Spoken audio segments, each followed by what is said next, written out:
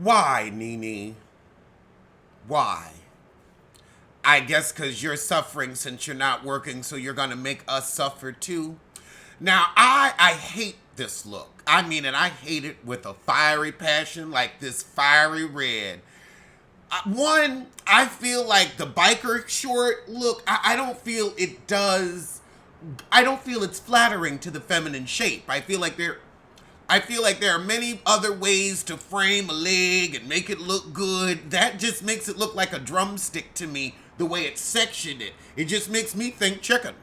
But, oh, God. I mean, we got lace and velvet. Then the cross stitch in the middle. And it's an odd cup size. This ain't the look. And whose face is this? Whose nose? Why do you have that Pinocchio point at the end of your nose? This must be her 5th or 6th nose. I miss Nene's old nose. I wonder where it hangs out. But I don't understand these pictures. I don't know why. And I don't want to. It's just not the look. There's a better way to show off your beauty than this. It looks ill-fitting and itchy. Like, this lace looks cheap. Cheap. Then again, the Photoshop looked cheap. I don't know what the point of this picture was, but oh God, this was a punishment. A sore for sight eyes. But let's get to the finale of Summer House Martha's Vineyard. Oh, and then we can do the valley. So we open with Nick yelling at Bria saying, look, I cared about your crappy butt last year when nobody was checking for you. And that's true, he was a good friend. So Noelle apologizes for the things going to Tasia and not him. But really, Natalie's the one that should be apologizing because Natalie's the one sticking her nose where it don't belong, stirring up trouble. Alex gets everybody to calm down and have a round table. And Nick says, now, Bria, you gonna say I was flirty with you on the boat. I think he was just being friendly versus flirty. But that's something that's open to interpretation. So we kind of got everything on the good foot. Nick is still teed off, but he's like, all right, Heifer, we going home tomorrow anyway. But honey, Noelle done fell asleep in the middle of the Ponderosa. So Noelle's still hurt by Summer, even though she apologized. Girl, get over it. Didn't anything this season that deep happen? I'm like, what did she do?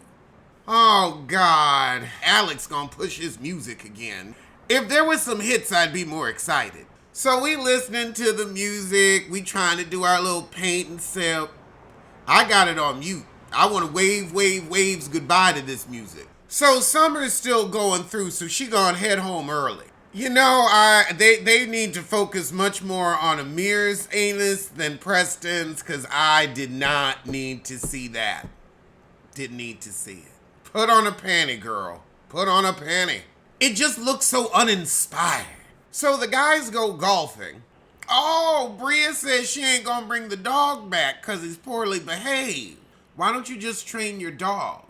I'm not leaving mine in no kennel. Oh, Lord, Milo done run off. See, you need to have one of those hawk vests for him if you gonna be out in the vineyard. Because a hawk will look at our dogs as a snack. And I ain't having that.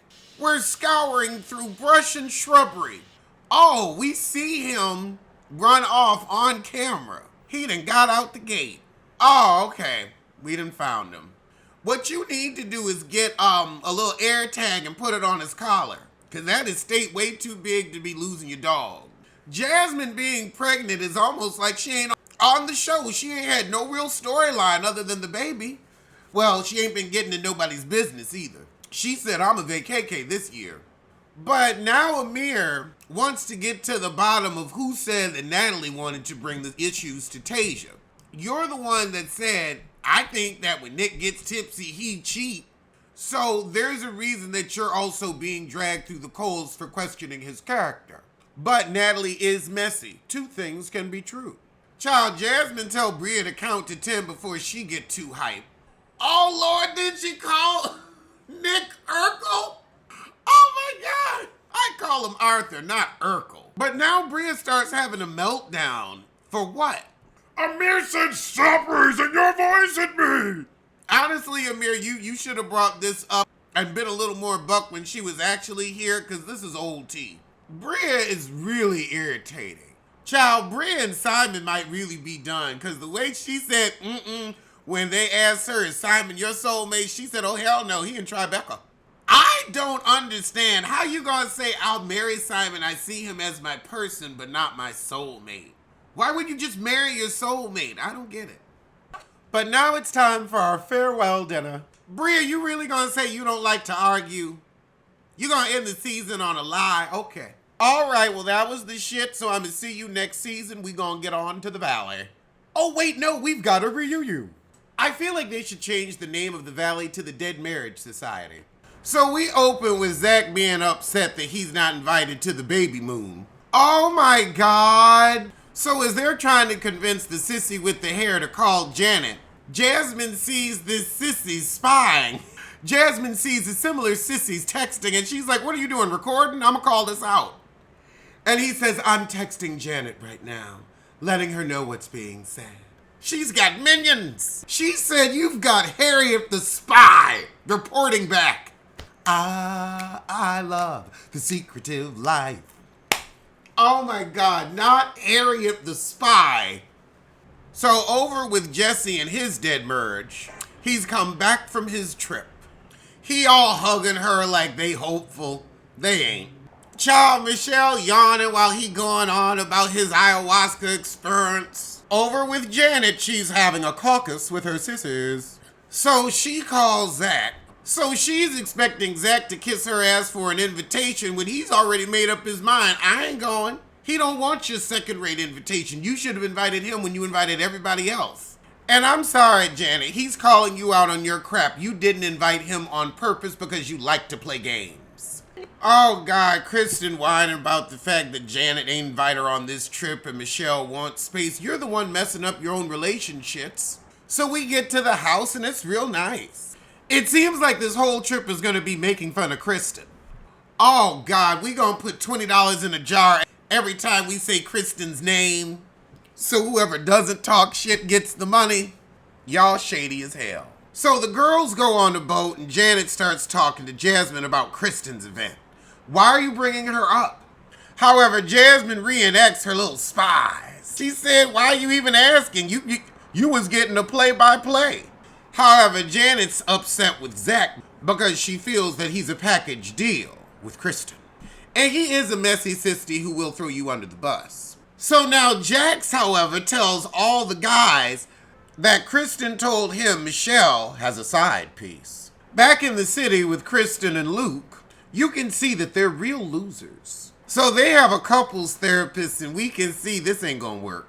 She just gives me desperate to be with anybody and he gives me incel who wants her money.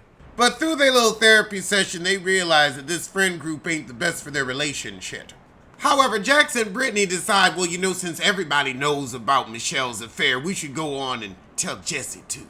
However, Brittany gets a message from the babysitter and Jax goes off on her for watching it. And it's like, child, just break up if you're gonna talk to her like that. And Brittany has stomach problems, but Jack's always blaming it on her drinking. Now, I will say, as sick as that heifer got from the alcohol that she drank, that sake, I could see him being tired of her getting sick when it's like, look, your body can't handle alcohol. Stop drinking and stop doing this because now I have to ruin my evening. So I could see both sides on that one. But he ain't shit, so it was never gonna work.